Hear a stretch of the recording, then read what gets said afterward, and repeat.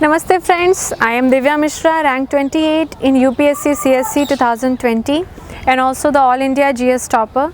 I have secured marks 455 in GS 1, 2, 3 and 4. So in this session I am going to discuss with you the relevant book sources for the GS, its preparation strategy in the rightmost manner and how to prepare it smartly.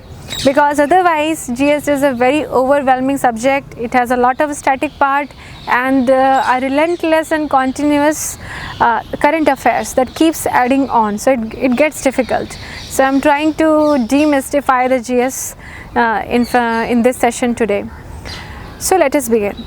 What we have in GS. So in GS1 we start with the history. In history we have Indian history, ancient, medieval, modern, the post-independence Indian history and the world history. After that we have geography. Within geography, in the Indian geography, world geography and the various places where we find the minerals, various geophysical phenomena like earthquake, tsunami, all these things. And then in between we have the society. In society we study about urbanization, the women and all the different aspects, different ideologies like communism, socialism, all these are there. So for history, I have always used a spectrum for the modern Indian history segment. For the ancient and medieval, there was always the NCERTs, 11th and 12th. And then in art and culture, the Singhania G's book, I have always referred to that and it has been rewarding for me. And then in geography, I have relied upon the NCERTs 11th and 12th and also the GC Leong, because I think the concepts, the way they are mentioned in GC Leong is one of the best. तो मैंने smash एक test series होता है civils daily का, वो join किया था, तो उससे मुझे एक रेगुलरिटी मिला था, अपनी कंसिस्टेंट प्रिपरेशन हुआ था और उसका इवैल्यूएशन मुझे काफी जल्दी मिल जाता था कि पेपर लिखा तो 2 से 3 दिन 4 दिन के अंदर रिवर्ट बैक होके मुझे मिल जाता था इसका solution. I used to have the conversations with Sajal sir after every mock test. I was able to see that what all improvements I have made from the previous test and what all more areas in which I have to work more to secure the brownie points. I enrolled for Smash Means programs in Civils Daily. It helped me to see my answer writing from a different perspective. Then I understood what my problem was, which they were like Sajal sir was pointing out each everywhere that you're writing what you know. You're not writing what is asked for. Instead of writing 50 words, you can use a diagram which will help you gain 2-3 minutes. And then comes the society. So in society, all the static portions, you can use your foundational or coaching material for that, or you can simply Google and get the material from there also. The challenge with society is not the static part. The challenge with society is the dynamic part, because the current affairs keep adding on. So you have to refer to current affairs magazines, newspapers and source and cherry pick the content that you want. Because अगर आप सारे content ऐसे देखने लग जाएंगे तो GS में इतना ज़्यादा मिलेगा. अगर आप एक सिंपल एडिटोरियल भी पढ़ते हैं तो इतना कंटेंट है कि आप ओवरवेल्म हो जाएंगे. और अगर आंसर राइटिंग में आपकी हेल्प नहीं कर रहा तो भी it is not properly utilisable for you. तो आखिर करें क्या फिर? तो आप GS1 में जो रेलेवेंट सोर्सेज हैं उनको रखिए, आप करंट अफेयर्स को ऐड ऑन करिए और उसके बाद आप एक सेकेंड और एडवांस स्टेज आती है प्रिपरेशन की, जो मुझे लगती है टॉपिक वाइज प्रिपरेशन. अगर आपको एक टॉपिक प्रिपेयर करना है अर्थक्वेक का, तो ये आपको दो तरह से काम करेगा. एक तो GS1 में प्रॉपर ये ज्योग्राफी के पोर्शन में है और दूसरा फिर ये आता है GS3 में फिर से डिज़ास्टर मैनेजमेंट में. तो अर्थक्वेक में है क्या क्या, प्रीलिम्स में भी पूछेंगे इसको, मेंस में भी पूछेंगे इसको. कॉजेज़ क्या क्या होते हैं, कितने टाइप का होता है, कौन कौन से जोन्स हैं, रेलेवेंट टर्म्स क्या हैं, वर्ल्ड में कौन कौन से एरियाज़ हैं, कौन से कंट्रीज़ वर्स्ट अफेक्टेड हैं, इंडिया में कौन से जोन्स हैं, कौन सी जोन कितनी ज़्यादा अर्थक्वेक प्रोन एरिया में आती है, गवर्नमेंट ने क्या किया, national disaster management act, plan, perspective, policy, सब में क्या बोला गया है, ह्यूगो सेंडाई फ्रेमवर्क में क्या बोला गया है, और क्या कोई पर्टिकुलर स्टेट है जिसने बहुत अच्छा परफॉर्म किया है. भुज अर्थक्वेक के बाद जो रीबिल्डिंग हुई थी, बिल्डिंग बैक बेटर कॉन्सेप्ट है, ये सब क्या है, ये सारा आप लेकर के आइए. और बहुत सारे यूनिक कॉन्सेप्ट्स हैं, जैसे कि अगर एक पर्टिकुलर डॉलर स्पेंड करेंगे हम प्रिवेंशन में तो हम इतने डॉलर सेव करेंगे बिल्डिंग बैक बेटर के टाइम पे। तो अब ये सारे जो एरियाज़ हैं, डिफरेंट डायमेंशंस हैं, अभी सिर्फ मैंने अर्थक्वेक की बात की है तो आपने इसको पढ़ लिया, अर्थक्वेक का टॉपिक कंप्लीट। ऐसे ही जो वुमेन है वो GS1 में एक बड़ा एरिया है, लेकिन उसके भी अपने प्रॉपर पोर्शंस हैं। जो वुमेन हैं उनके पॉलिटिकल पार्टिसिपेशन क्या है, इकोनॉमिक पार्टिसिपेशन क्या है, कंट्रीब्यूशन टू द GDP क्या है, और क्राइम रेट क्या है, क्राइम में भी बहुत सारे क्राइम होते हैं वो कैसे हैं, जो मैरिज एंड डिवोर्स, सक्सेशन, ये सारे इश्यूज़ हैं क्या हैं, यूनिवर्सल सिविल कोड, उससे रिलेटेड सुप्रीम कोर्ट जजमेंट्स, और जो रिसेंट कुछ डेटा रिलीज़ होता है, जैसे कि बात हुई थी कि जो केयर वर्क है, केयर इकॉनमी है, उसके लिए there should be some payment, इसको पेड बनाने के लिए। इसके लिए रिपोर्ट्स आती हैं ILO की, डिफरेंट ऑर्गेनाइजेशंस की, वो क्या कह रही हैं। तो आप ये सब एक डेटा इकट्ठा करिए, कॉन्सेप्ट्स इकट्ठा करिए, और आपके आंसर्स में थ्योरेटिकल आर्ग्यूमेंट्स के साथ ये डेटा आप यूज़ करिए, तब उसमें एक यूनिकनेस आएगी और एक एफ़र्ट दिखेगा कि स्टूडेंट ने थोड़ा बियॉन्ड जाके काम किया है। GS में क्योंकि हर किसी का आंसर सेम है, थोड़ा अलग करने के लिए आपको ये थोड़ा सा एफ़र्ट लगाना पड़ेगा, और ये ऐसा नहीं कि बहुत ज़्यादा है, थोड़ा आप स्मार्टली करेंगे, आप समझने लगेंगे सिलेबस को तो ये होने लगेगा। अब हम GS2 पे मूव करते हैं। GS2 में आखिर क्या आता है?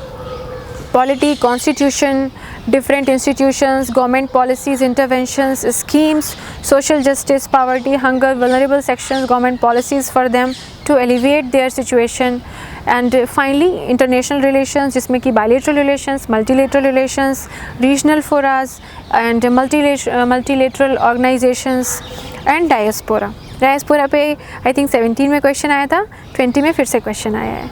तो अब जैसे मैं इसमें से एक टॉपिक उठाती हूँ, डायस्पोरा ही। इंडिया का कितनी डायस्पोरा है? कुछ 17-18 मिलियन है। कितने परसेंट जो है वो अलग अलग कंट्रीज़ की पॉपुलेशन को रिप्रेजेंट करती है? कुछ फेमस इंडिया के जो इमिग्रेंट्स हैं, आप उनके नाम बताइए। जैसे कि जो इस समय न्यूजीलैंड में एक मिनिस्टर हैं, शी इज़ फ्रॉम इंडिया। बहुत सारी जो इस समय जो बाइडेन प्रेसिडेंट हैं US में, उनकी कैबिनेट में लोग हैं, they are from India. UK में बहुत सारे लोग इंडिया से हैं। जो गूगल, फेसबुक, इसमें की पोजीशंस पे लोग हैं, सत्या नाडेला, ये सब इंडिया से हैं। तो ये सब डायस्पोरा जो है, इसका प्रॉपर एक कैपिटल है जिसको हम लेवरेज भी करते हैं बहुत सारे पॉलिसी डिसीजंस के लिए। For example Indo US civil nuclear deal 2008, बहुत बड़ा रोल था डायस्पोरा का। हाउडी मोदी करके एक इवेंट हुआ था, आपको पता होगा। आप इस तरह की चीज़ें डिस्कस कर सकते हैं। तो जब आप डायस्पोरा डिस्कस करेंगे तो ये सारी चीज़ें आएंगी। इनफैक्ट जो गिरिमितिया कम्युनिटी है, अंग्रेज़ों के टाइम पे जो बहुत सारे अपने कंट्री के लोग थे, वो दूसरी कंट्रीज़ में गए, वहाँ के प्लांटेशन लेबर बन के या इंडेंचर्ड लेबर बन के साउथ अफ्रीका में गए। इस पर क्वेश्चन 2018 में आया था। अब आई थिंक वो GS2 में आया था कि नहीं, मुझे ध्यान नहीं है, शायद GS1 में आया था। लेकिन ये सब टॉपिक्स इंटरलिंक्ड हैं और रोटेट करते रहते हैं। ऐसे ही इस बार क्वेश्चन आया था एक कमीशन के ऊपर GS2 में कि उस कमीशन को अगर कॉन्स्टिट्यूशनल स्टेटस देना है तो आप क्या करेंगे। अब आप इसको कहीं पे भी ऐसे नहीं पढ़ते हैं सिलेबस में, या it's not a typical question. आपको इसमें सोचना पड़ेगा, इट्स एनालिसिस बेस्ड, थोड़ा इमेजिन करना पड़ेगा कि आखिर कॉन्स्टिट्यूशनल स्टेटस देना है मतलब कॉन्स्टिट्यूशन अमेंडमेंट करना पड़ेगा। आर्टिकल 368 लगता है, कुछ कॉन्स्टिट्यूशन बिना उसको अमेंड किए भी हो जाते हैं। क्या क्या प्रोसेस है? अभी कौन सा रिसेंटली कमीशन है जिसको कॉन्स्टिट्यूशनल स्टेटस मिला? तो national commission for backward classes, उसको कॉन्स्टिट्यूशनल स्टेटस मिला। कौन सा अमेंडमेंट था, उसके पहले क्या क्या आर्ग्यूमेंट रखे गए? आप इस तरह से इसको आंसर करिए। अब अगला मूव करते हैं GS3। तो GS3 में क्या क्या आता है? इकॉनमी आती है, उसमें investment models, infrastructure, Airways, ports, Railways, inflation, और उसके बाद फिर आता है एग्रीकल्चर। इन डिटेल एग्रीकल्चर बहुत सारे सब पॉइंट्स हैं। फूड प्रोसेसिंग इंडस्ट्री आता है। फिर आता है आपका इन्वायरमेंटल इकोलॉजी, जिसमें वेटलैंड्स आते हैं, इन्वायरमेंटल कंजर्वेशन आता है, इन्वायरमेंटल इम्पैक्ट असेसमेंट आता है। फिर आता है साइंस एंड टेक्नोलॉजी की, उसमें IT, रोबोटिक्स और नैनो टेक्नोलॉजी, बायोटेक्नोलॉजी, इन सब फील्ड्स में नया क्या हो रहा है। जो इंडिया के इंडाइजिनस साइंटिस्ट हैं उनके क्या कंट्रीब्यूशन है, जैसे कि सत्येंद्र बोस के बारे में पूछा गया था 2018 में, 2019 में भी पूछा गया था। समहाउ 2020 में इस पर क्वेश्चन नहीं आया है। And then the disaster management. अब आप इसमें देखिए कुछ चीज़ें बहुत स्पेसिफिक हैं। डिज़ास्टर मैनेजमेंट का सिलेबस जो है वो एकदम कंसाइज सिलेबस है, आपने तैयार कर लिया and you are done with the disaster management. Similarly environment and ecology आप प्रीलिम्स में पढ़ते हैं, आपको केवल मेंस के लिए उसमें एनालिटिकल मोड में जाना पड़ेगा, तो आपका वो भी कंप्लीट हो जाएगा। साइंस एंड टेक में आप एक बार साइंटिस्ट के सारे वो जो कंट्रीब्यूशंस थे आप प्रिपेयर कर लीजिए, और उसके बाद जो नई चीज़ें आ रही हैं, जैसे कि अभी नैनो यूरिया लिक्विड इफ्को ने डेवलप किया, तो आप जब नैनो टेक्नोलॉजी के बारे में डिस्कस करेंगे, आप इस एग्जाम्पल को ला सकते हैं, क्या नया हो रहा है और कैसे हो रहा है। ऐसे ही जो स्टैटिक पोर्शन है आप उसको ऑगमेंट करिए, सब्सटैंशिएट करिए रिसेंट एग्जाम्पल्स के थ्रू। अब ये तो पूरा सिलेबस हो गया GS 1 to 3 का। मैं GS 4 को डिस्कस नहीं कर रही हूँ। अगर आपको GS 4 के बारे में मेरी स्ट्रेटजी चाहिए तो उसके लिए एक अलग वीडियो है DKT प्लेटफॉर्म पे ही, जिसको आप देख सकते हैं। उसमें मैंने डिटेल में सारे प्रीवियस ईयर क्वेश्चंस पेपर के साथ मेरी आपको आंसर कॉपी भी उसमें लिंक में नीचे मिलेगी, आप उससे देख सकते हैं उसे। इनफैक्ट GS 1 to 3 जो मैं अभी यहाँ डिस्कस कर रही हूँ, इसकी भी जो मेरी कॉपीज़ हैं वो आपको जब आप डिस्क्रिप्शन एंड कमेंट बॉक्स में जाएंगे तो वहाँ पे इसका लिंक मिलेगा देखने के लिए। तो GS 1 to 3 हमने बुक लिस्ट और सोर्सेज डिस्कस कर लिए, हमने सिलेबस को डिस्कस कर लिया। हाँ, मैं एक चीज़ भूल रही हूँ, GS 2 में भी जो बेसिक पॉलिटी का पार्ट है आप उसमें लक्ष्मीकांत यूज़ करिए। IR डायनेमिक है तो उसको आप फाउंडेशन कोर्स में जो पढ़ते हैं उसके बाद उसको अपनी फर्दर रीडिंग से सब्सटैंशिएट करिएगा। GS 3 में इकोनॉमिक्स मुझे लगता नहीं कि कोई स्पेसिफिक बुक चाहिए, ये डायनेमिक है, कुछ जो स्टैटिक पार्ट है आप उनको गूगल से करके, इसके अलावा आप धीरे धीरे बिल्डअप करिए नॉलेज उसका न्यूज़ के through, it's not the vice versa. Disaster management में भी आप NCERTs को फॉलो कर सकते हैं या फिर आप ऑनलाइन मटेरियल यूज़ कर सकते हैं। साइंस एंड टेक और इन्वायरमेंट भी डायनेमिक है, तो इनका जो कंटेंट सोर्सिंग है वो इस तरह से होगा। अब मैं GS में जो आगे डिस्कस करना चाहती हूँ वो है इसकी आंसर राइटिंग। अब देखिए, जब आप GS 1 में किसी क्वेश्चन को इंट्रोड्यूस कर रहे हैं, मान लीजिए इस बार 2-3 क्वेश्चन आए थे ज्योग्राफी से, डिजर्टिफिकेशन पे एक क्वेश्चन था, पॉलीमेटालिक न्यूड्यूल्स पे एक क्वेश्चन था, I think circum Pacific belt पे क्वेश्चन था। आप इसको कैसे इंट्रोड्यूस करेंगे? अब मान लीजिए डिजर्टिफिकेशन ही है, तो आप बताइए इतने % ग्लोब में जो पोर्शन है वो डिजर्टिफाइड है, और UNCCD एक ऑर्गेनाइजेशन है टू कम्बैट द डिजर्टिफिकेशन, उसके हिसाब से इतना % पोर्शन जो है वो डिजर्टिफिकेशन की तरफ जा रहा है। जो थार रेगिस्तान है इंडिया का, वो इम्पैक्ट कर रहा है जो विंड इरोजन के थ्रू जो पार्टिकल्स हैं सैंड के, they are coming into the Agra Bharatpur reason.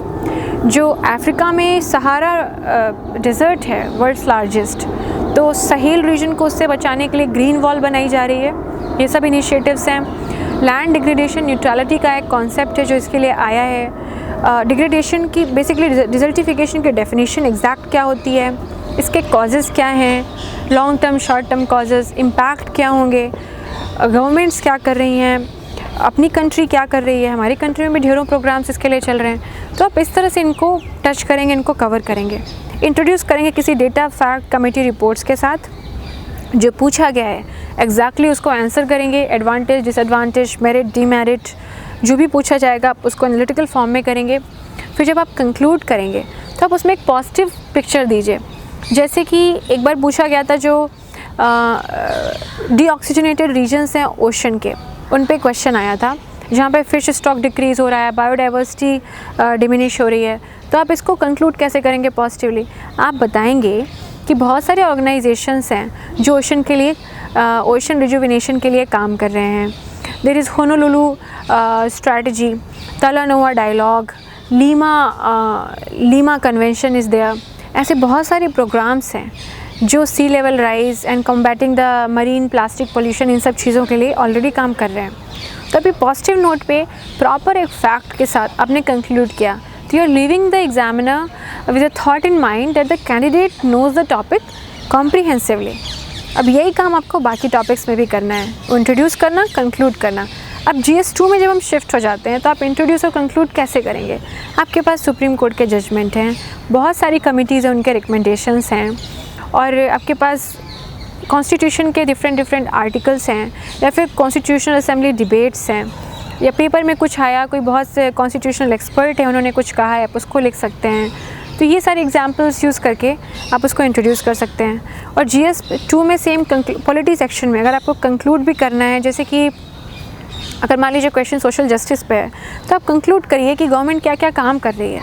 अगर इशू चिल्ड्रन का है तो there are CARA agency, foster care homes के बारे में बात करिए, पेंसिल पोर्टल है और पॉक्सो ई बॉक्स है।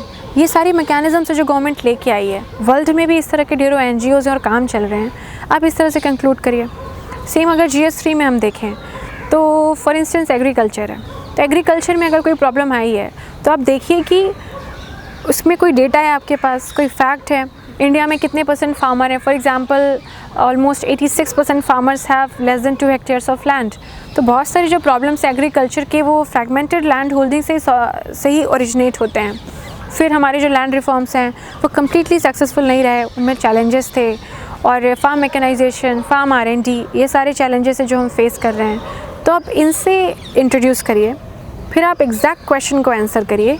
फिर जब आप कंक्लूड करते हैं तो आप एग्जाम्पल लेके आइए जहाँ पे हम अच्छा कर रहे हैं, जैसे कि PM किसान वगैरह है, वहाँ हम अच्छा कर रहे हैं। अभी हरियाणा में क्या हुआ कि एक PDS के लिए एक ATM के थ्रू जो अनाज था वो निकल रहा था, तो इसमें कोई इंटरफेस नहीं है, कोई करप्शन नहीं है, कोई लीकेज नहीं है। It's a good policy, well implemented policy. तो आप इस तरह के एग्जाम्पल लेके आइए। TPDS की स्कीम आई, आप उसका एग्जाम्पल लेके आइए। तो इससे आपका एग्जाम्पल आपका आंसर मल्टी फेस्टेड हो जाएगा, कॉम्प्रिहेंसिव हो जाएगा। ना सिर्फ उस क्वेश्चन को एड्रेस करेगा, बल्कि उस क्वेश्चन के जो और भी पार्ट्स हैं जो उसमें इम्प्लिसिट हैं, सामने नहीं दिख रहे हैं, इनडायरेक्ट हैं, उनको भी एड्रेस करेगा। और जब किसी आंसर में ये सारी चीज़ें आ जाती हैं तो वह आंसर पढ़ने वाले को भी उसका नॉलेज गेन होता है। तो आई थिंक जो मैंने इस बार GS में स्पेशल किया था वो यही था कि कंटेंट को अच्छे से रेलेवेंट और ओरिएंटेशंस के फॉर्म में देखते हुए ऐड करना अपने आंसर में। और फिर आप जो 10 नंबर वाले क्वेश्चन होते हैं उसमें ध्यान रखिए, जो बिगनिंग के 10 होते हैं, कि आप ब्रीफ रहिए, प्रिसाइज रहिए, कंसाइज रहिए, वहाँ टाइम बहुत नहीं मिलता है। और जब आप 15 नंबर में आते हैं, they are very analytical in nature. जब उनको सॉल्व करते हैं तो आप प्रॉपर एनालिटिकल फॉर्म में जाइए, अच्छे एग्जांपल्स यूज़ करिए, इन डेप्थ उसको देखिए। और क्योंकि कोई भी क्वेश्चन 10 और 15 नंबर में पूछा जा सकता है, इसलिए जब आप तैयारी करते हैं उसी समय आप मान के चलिए कि इस पर 15 नंबर का क्वेश्चन आ सकता है या फिर एक ऐसे भी आ सकता है। उस एक्सटेंट तक आपको वो टॉपिक पढ़ा होना चाहिए।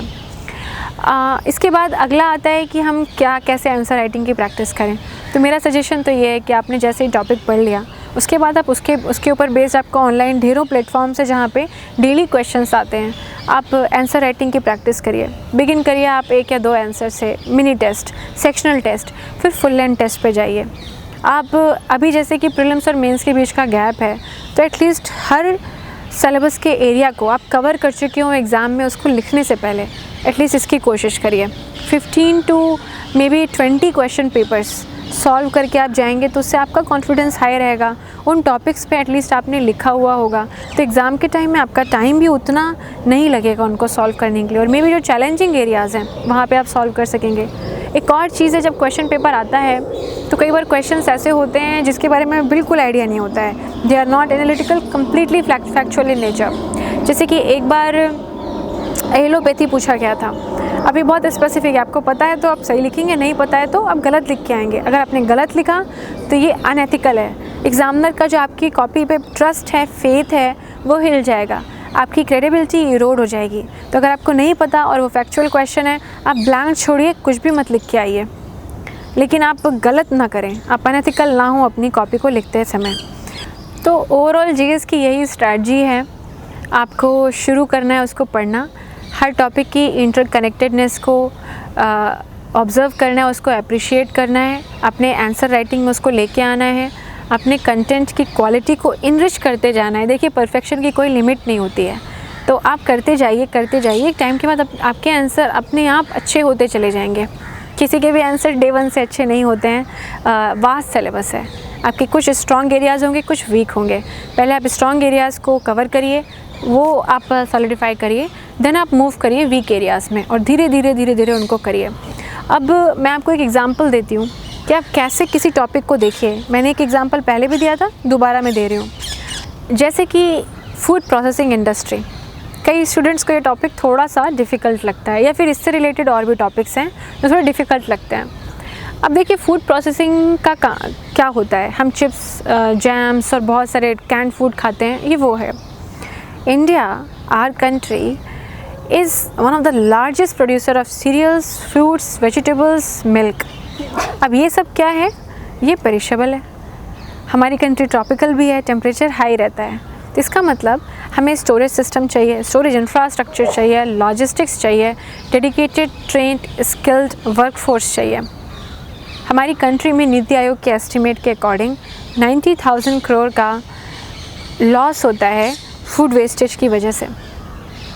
हमारा जो रेशियो है, हम जितना फूड प्रोड्यूस करते हैं उसका कितना प्रोसेस करते हैं, वो 2 to 6% वैरी करता है। सबसे ज़्यादा हम शायद मिल्क प्रोसेस करते हैं, thanks to white revolution and the Amul and the other organisations. तो ये रीज़न है कि हमारे पास इतना सारा फूड है, एंड येट एवरी सेकेंड और third child in our country is under nutrition, stunted और वेस्टेड। तो इसलिए हमें फूड प्रोसेसिंग चाहिए। इससे फूड सिक्योरिटी बढ़ेगी, न्यूट्रिशनल सिक्योरिटी बढ़ेगी, जो इनकम है वो बढ़ेगी फार्मर्स की हमारे, और जो ओवरऑल मार्केट है वो स्टेबलाइज होगा, और India one of the biggest exporter बन करके आएगा। हमारा इसमें फॉरेन एक्सचेंज हम अर्न करेंगे। ये फॉरेन एक्सचेंज हमारी इकॉनमी में जो वर्चुअस साइकिल उसको ट्रिगर करेगा। स्पेंडिंग बढ़ेगी, इन्वेस्टमेंट बढ़ेगा, इंफ्रास्ट्रक्चर डेवलप होगा और स्टोरेज इंफ्रास्ट्रक्चर बनेगा। तो आपने समझा कैसे फूड प्रोसेसिंग हमारे लिए इम्पॉर्टेंट है। इसका रेशियो मैंने आपको बता दिया, इसकी वजह से लॉसेस बता दिए। अब गवर्नमेंट इसके लिए क्या कर रही है? प्रधानमंत्री किसान संपदा योजना चल रही है, ब्लू रिवॉल्यूशन है, मेगा फूड पार्क है। कंट्री के बहुत सारे कॉर्नर्स पे food park, mega food park जो हैं वो इस्टेब्लिश कर दिए गए हैं। वर्ल्ड में जैसे चाइना है, यूएस है, वेस्ट यूरोपियन कंट्रीज़ हैं जहाँ पे ट्रक फार्मिंग होती है। यहाँ का वो जो फूड प्रोसेसिंग परसेंटेज है वो बहुत हाई है, अपनी कंट्री में नहीं है। हम ये सब एग्जांपल्स और स्टेटिस्टिक्स शो कर सकते हैं। तो what is food processing, why we need the food processing, how it is done. तो खेतों के पास क्या है? Gradation centre, collection centre, sorting centre, and then hub and spoke model, mega food processing centre, उसके बाद पूरा logistics till the point from wholesale to retail. तो ऐसे ये की जाती है। सुपर मार्केट स्टोर हैं, उनके आप एग्जांपल दीजिए, जैसे कि हरियाली है, सफल है, और बहुत ऑर्गेनाइजेशंस के अपने अपने रिटेल आउटलेट्स हैं। आप इसके एग्जांपल दीजिए। इनफैक्ट इस पर क्वेश्चन भी आया है 2018 में यूपीएससी सीएससी में। और उसके बाद आप पॉजिटिवली कंक्लूड कैसे करेंगे? आप एग्जांपल दीजिए कि हमारी कंट्री में हमने कहाँ सक्सेस ली है फूड प्रोसेसिंग में। तो the story of milk in our country is a successful story. हम काफ़ी हद तक जो मिल्क है उसको कलेक्ट कर पा रहे हैं और डिस्ट्रीब्यूट कर पा रहे हैं। हमारा एक्सपोर्ट उतना हाई भी नहीं है, लेकिन at least it's a positive step. The journey of 1000 miles begin with the first step. तो ये फर्स्ट स्टेप है।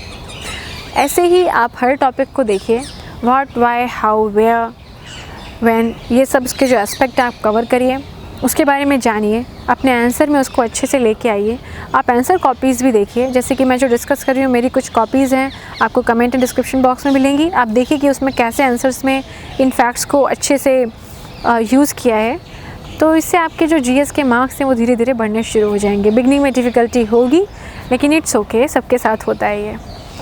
तो I hope this session was helpful to you. Thank you very much for listening.